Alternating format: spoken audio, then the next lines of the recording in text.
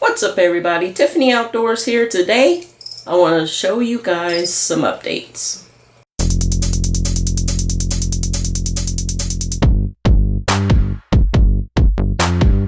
There's the hawk.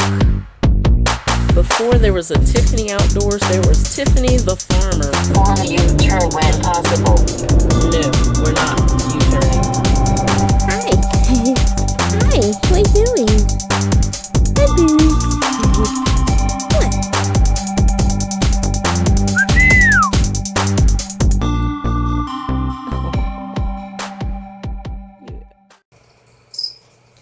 Alright, update number 1. This one that I did the last background on, I haven't scaped it yet, but that video will be coming soon. The tree on the hill. Look at all this condensation. Oh, this vivarium is doing fantastic. Absolutely phenomenal. Open that up. Look at all that growth. All this up here is new growth. I put this tree in here not expecting it ever to reach the top of this, and bam, it's all the way at the top already. This thing is doing so well, so well. All this bright green, new growth, got dark green, older leaves underneath. The yellowed leaves, those are starting to drop off just a little bit, but I'm not worried about it because we have so much new growth. Look at that. And this moss here in the front, this moss here never did fully recover, so I am going to be taking these 3 clumps out, and I will be replacing it with something else. Now there are some roots growing in there. Look at that.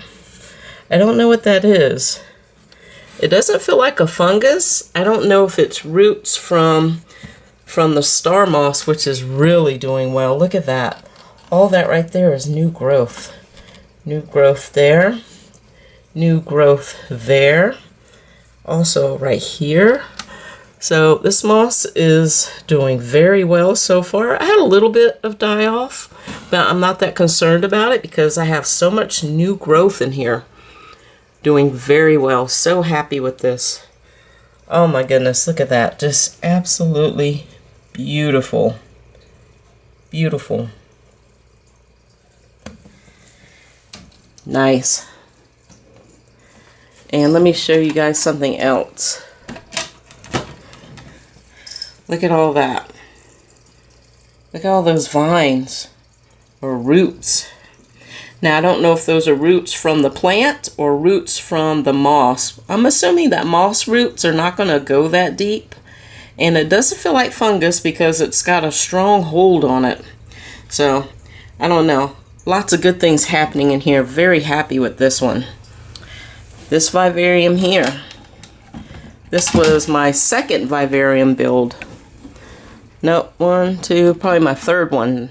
But anyway, pothos, doing very well. Got new growth here, and oh, it's doing amazing. Got some root systems coming down, going down there. These plants here, look at them, reaching for the heavens.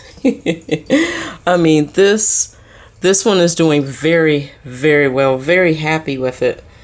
Some of these little smaller leaves here will probably die off because they're not getting as much light. They're in the little shaded areas. And while the bigger ones just demand all of the attention. I mean, look at all of this growth. Just absolutely doing so well. I was kind of hoping that the ficus pumila back here in the back, there's one there and then a piece there. I was hoping that I would see more growth from this, but I guess maybe it's a slow growing vine. So we'll just have to wait and see how much that fills out over time. Doing so well, phenomenal.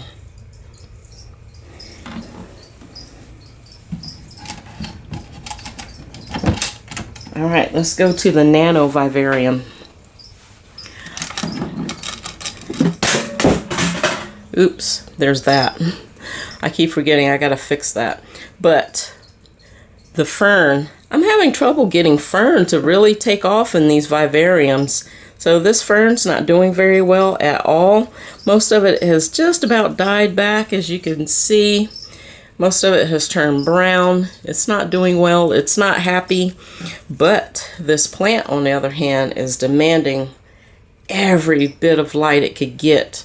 And I'm thinking that this plant probably is way too big for this vivarium, but it's doing awesome, as well as the ivy.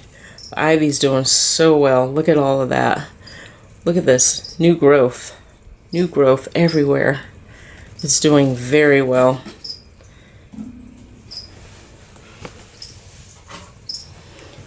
And I am having a little bit of trouble with the adhesive, the Gorilla Glue adhesive.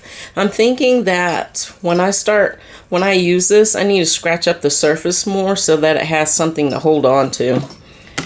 But that's something I need to address in my next build. And the isopods that I put in here, I haven't seen them. Have not seen them. They could be buried. Not sure. Don't know. This vivarium here, my very first one. This is doing very well. Again, with the fern, most of it has died off. You see that? But it's got new growth right there. And this fern here that I got from the lake, it is doing absolutely phenomenal. All kinds of new growth on that. Ever since I put this in here, it's really taken off. It really has. Look at all that. It's gotten big. I can't wait to see it fill up this back section. Doing very well. And earlier today, I did see the zebra maculatum that I put in here. Those are doing good. The Armadillidium maculatum zebra isopods. I saw 3 of them earlier. And I put 5 in here, but I've not seen them all at the same time. Doing very, very well.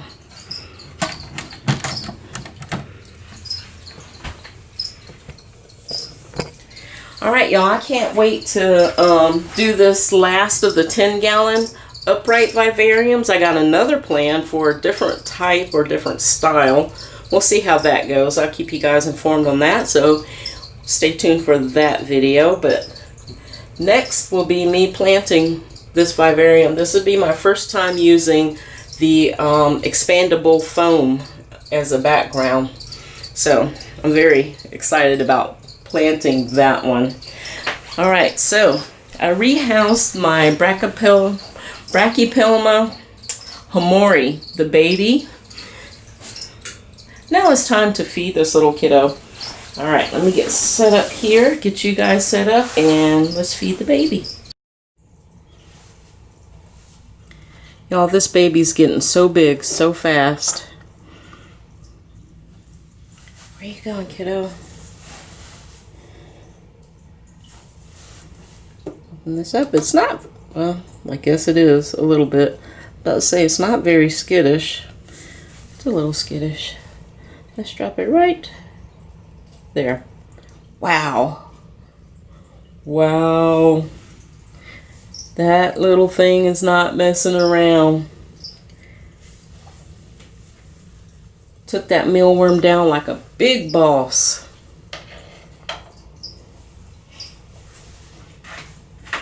Awesome. I'm gonna go ahead and fill up this water dish. There we go. Sorry, kiddo. Slowly, slowly, slowly starting to get its colors.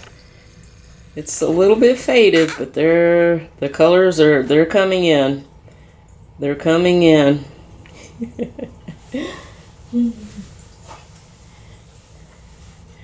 You know, I can't wait to see this little guy grow up. Or gal. Who knows?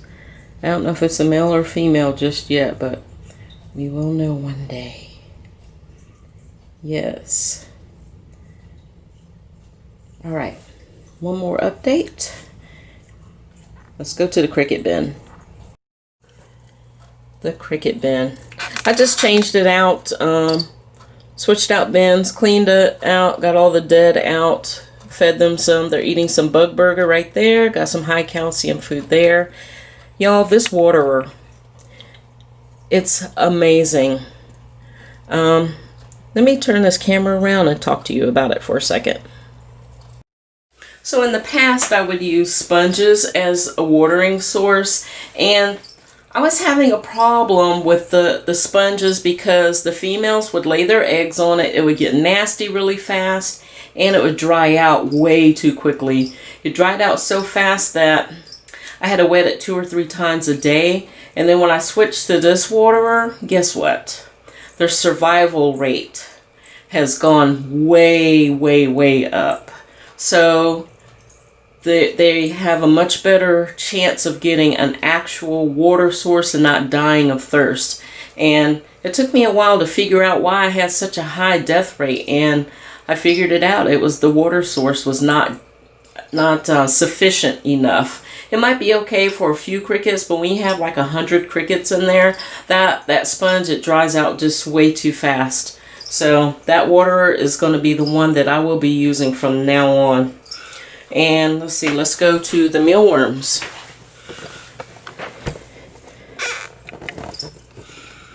Yeah, look at that. I put some bug burger in there too. And there's hundreds in there. And this is just my open bin. I don't have them separated. There were some adults in there, but I did take the adults out. And I put them in the 3-bin system that I talked about in another episode. I will link that video down below. And wow, just look at all the mealworms that are in there.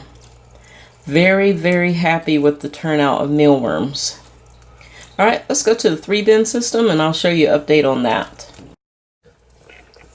So everyone got bug burger today.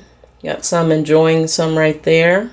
And with the adults, I'll give them some of this, and then next time I'll give them carrots. I try and vary their diet so that it's not just the same boring old stuff each time, not just carrots or potatoes each and every time, because I do want them to have a high nutritional value. That way, in my mind, they'll be better at laying eggs, better prepared, and probably lay even more eggs than they would if I was just feeding just plain old just oats and carrots. But so far these guys are doing very well. Alright, this is the top bin with the adult beetles. Let's go down to the bin below that with the mealworms. Yeah, look at this behavior here. See this one? That one in the middle is on its back. Sometimes they'll attack them if they can't flip back over, so I just take a spoon and flip them over. And sometimes if they keep flipping over, that means they're probably at the end of their life. So I just try and help them out as much as I can. Just flip them back over. Poor thing. All right. Look at this explosion. Population explosion in here. And when I feed these worms, let me pull this out and show you guys something. Let me pull this out all the way so you can see what I'm talking about. So as your colony grows, now these mealworms, they'll get up to a certain size before they start to pupate. How do you know that they're about to pupate? I'll show you. You see how active these guys are after the food? I mean, they came just within seconds, they just covered the food. And then you look, la la la la la. Hey, look at that one there. It's not doing anything. It's laying on its back even. Y'all, that worm, that mealworm is not dead. It's not dead. That one is not dead. See how it's curled up in a C shape, or it's just kind of laying on its back like that? Those guys are about to pupate. So don't think that they're dead just because they're not moving or they look like they're not active or eating like that. They're not dead, guys. Guess what? Let me show you. Let's go down to the bottom bin. Alright, so this bottom bin, I've got a few that are curled up like that. That one there is barely moving. Soon it will curl up into a semi-C shape, just like those two there. And that one, those are about to pupate and turn into that, a pupa. And then once these pupa start to get dark, and you'll start seeing them develop. They'll slowly develop legs and everything, and then turn into a beetle. Now some of these pupa are not going to make it. That one right there, see how it's discolored right there? I don't think that one's going to make it, but I'll leave it in there. And I've been doing this long enough to, I can tell when some are not going to make it. Like this one here, it's kind of bent weird. I don't think that one's going to make it.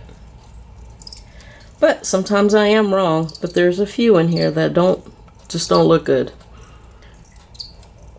But yes.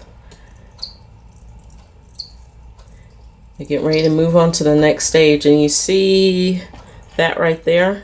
That's a shed. They'll shed one more time as a mealworm and turn into that pupa. So if you start seeing your mealworms that look like they're dead or just laying there, they're going through something. They're going through a change. So the reason I keep the pupa separated from the larva and the beetles is sometimes they'll eat them, they'll gnaw on them and kill them. So I keep those separated so that they have a fighting chance. And in that other bin, I'm going to try and leave them in there and see how much of a success rate I have with that. But then again, I might change my mind and start pulling the pupa out of there. That way I have enough mealworms to feed my little baby. Although I have more than enough to feed this little baby tarantula. Its needs are going to be more than adequate for these with these mealworms. That's all the updates that I have for today. If you like this video and for more content, make sure you hit that like and subscribe. Thank you for watching, and I'll see you all in the next video. Bye.